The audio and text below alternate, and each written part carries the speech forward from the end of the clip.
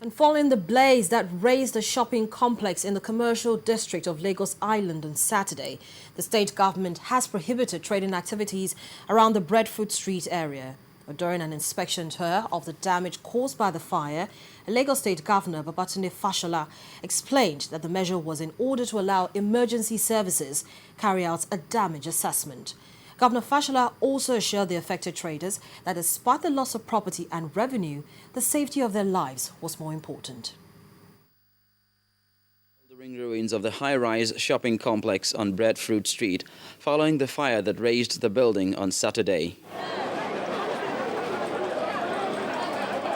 Clouds of smoke spew into the sky, even as firefighters on a motorized ladder continue to battle the blaze, which may have been contained, but could still pose great danger. Some of the goods from burnt shops are strewn amid the rubble. The stricken portion of the street, located in the heavily commercial area, has been cordoned off. Beyond the barricades, the shell-shocked traders still hover around despondently, wondering what next. According to the firefighters, the haphazard construction of the shops within the complex had hampered efforts to effectively check the fire.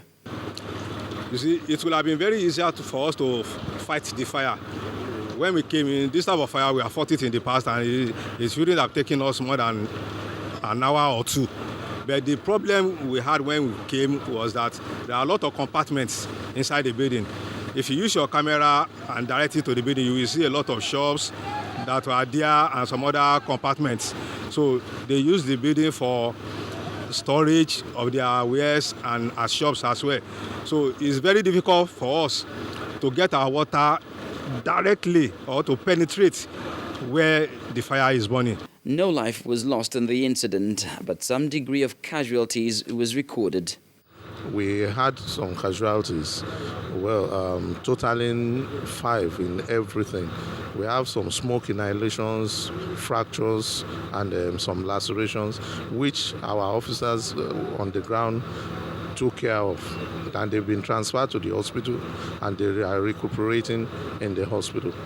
The disaster also drew the attention of the state governor, Babatunde Fashola, who hurried to the scene to see things for himself. For the time being, I think the paramount consideration now is to minimize the loss to goods and to ensure that we do not put any more lives at risk.